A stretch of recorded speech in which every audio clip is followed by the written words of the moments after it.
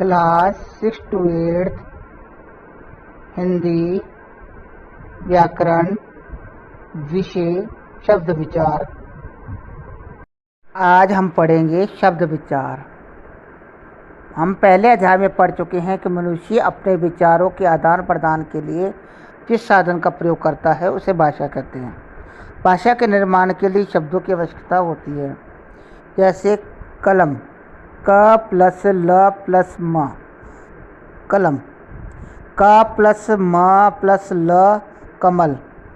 ल प्लस क प्लस म, ये कुछ भी शब्द नहीं बनेगा, ये निरर्थक शब्द है। दोनों के निर्मित स्वतंत्र एवं सार्थक ध्वनि शब्द कहलाती है। शब्दों का वर्गीकरण। विभिन्न आधारों पर हिंदी में शब्दों का वर्गीकरण किया जाता है, जैसे उत्पत्ति के आधार पर वर्गीकरण, बनावट के आधार पर वर्गीकरण, प्रयोग के आधार पर वर्गीकरण और अर्थ के आधार पर वर्गीकरण। सबसे पहले हम पढ़ेंगे उत्पत्ति के आधार पर वर्गीकरण। जिस प्रकार भोजन की थाली जब अनेक पकवानों से सजी होती है तभी खाने में आनंद आता है, उसी प्रकार भिन्न भिन्न भाषाओं के शब्दों के मेल से भाषा भी सुसज्जित और समृद्ध हो जाती है। हिंदी भाषा में संस्कृत, फारसी, अंग्रेजी आदि कई भाषाओं के शब्द आ गए हैं। इस प्रकार उत्पत्ति के आधार पर हम शब्दों के निम्न 4 प्रकार हैं: तत्सम शब्द, देशज शब्द, तद्भव शब्द और विदेशी शब्द। सबसे पहले पढ़ेंगे तत्सम शब्द। तत्सम शब्द वह शब्द होते हैं जो संस्कृत भाषा से निकल हिंदी में आए हैं। ये 2 शब्दों से मिलकर बना है, तत् प्लस सम। तत् मैंने उसके, सम मैंने समान, अर्थात उसके समान। जैसे पवन, सदन, क्षेत्र, ग्रह, मित्र आदि। तद्भव शब्द। तद्भव शब्द भी 2 शब्दों से मिलकर बना है, तद मैंने उससे, भव मैंने होना, अर्थात संस्कृत भाषा से होने वाला। जो शब्द संस्कृत शब्दों के परिवर्तित रूप में हिंदी में प्रयोग किए जाते हैं वह तद्भव शब्द कहलाते हैं, जैसे दांत, नींद, सांप आदि। देश प्लस ज, अर्थात देश में जन्मा।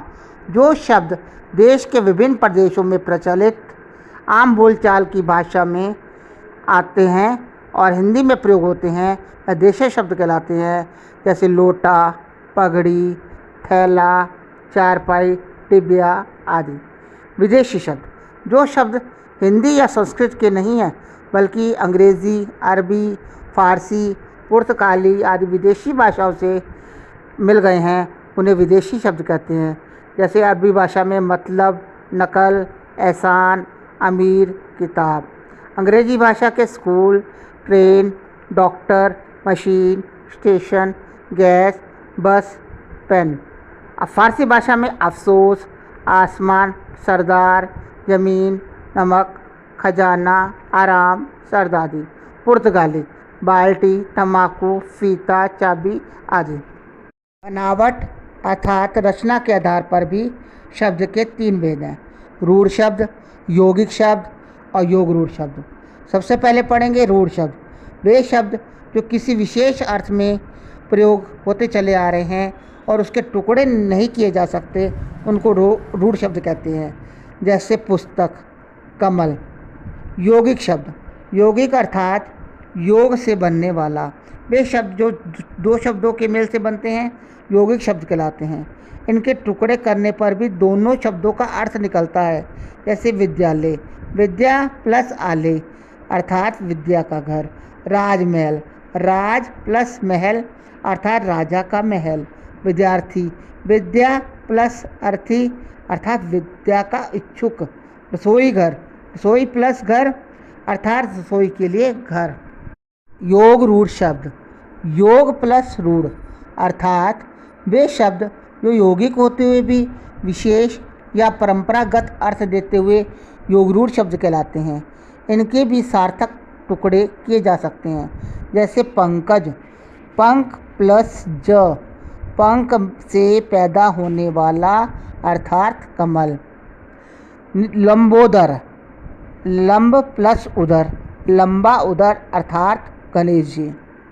नीलकंठ, नील प्लस कंठ, नीले कंठ वाला अर्थात शिव। निशाचर, निशा प्लस चर अर्थात रात को घूमने वाला यानी राक्षस। प्रयोग के आधार पर शब्दों का वर्गीकरण।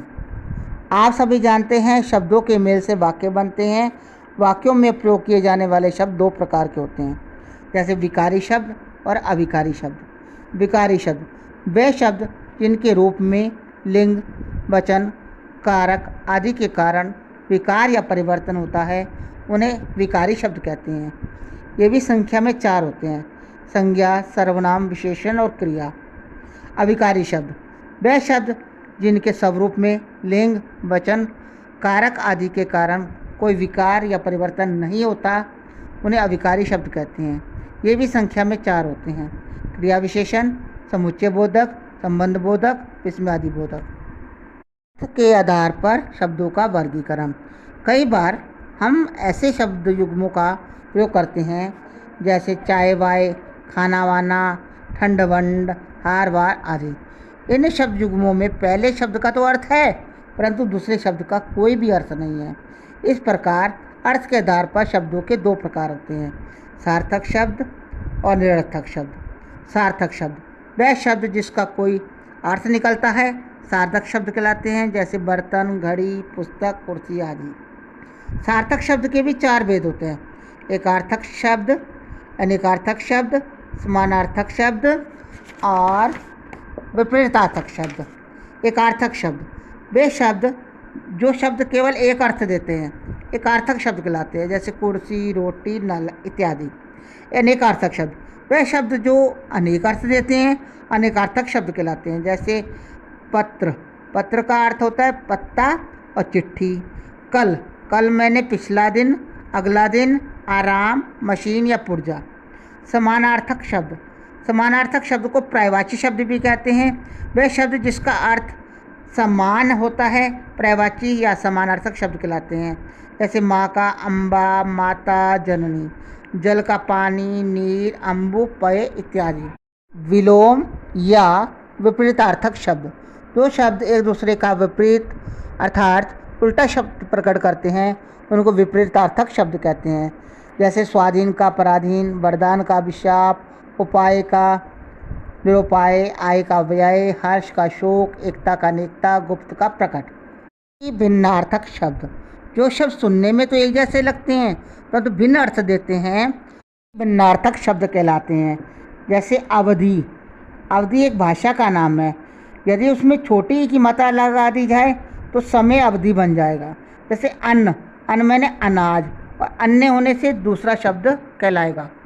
अनेक शब्दों के लिए एक शब्द जिन शब्दों का प्रयोग वाक्यांश अथवा अनेक शब्दों के स्थान पर किया जाता है, उन्हें वाक्यांश के लिए एक शब्द अथवा अनेक शब्दों के लिए एक शब्द भी कहते हैं, जैसे भगवान विष्णु का उपासक वैष्णव, जो किसी का पक्ष ना ले निष्पक्ष, जिसे कभी बुढ़ापा ना आए अजर, जो कभी ना मरे अमर इत्यादि। निरर्थक शब्द वे शब्द जिनका कोई अर्थ नहीं निकलता निरर्थक शब्द कहलाते हैं, जैसे टमर, नाखा, पाखा, कलावार, वाय, सान।